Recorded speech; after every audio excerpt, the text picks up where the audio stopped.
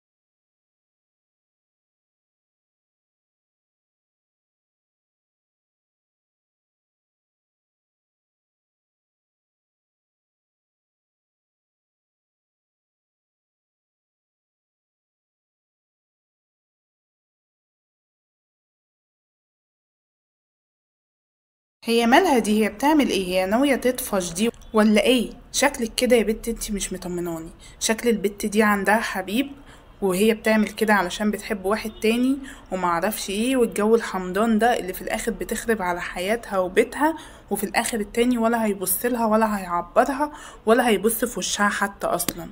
اكتر حاجة بتضايقني بجد النوعية دي اللي مستعدة تخرب حياتها علشان راجل تاني، ومتخيلة ان الراجل التاني ده هيجي فعلا وهيتجوزها بعد ما تتطلق.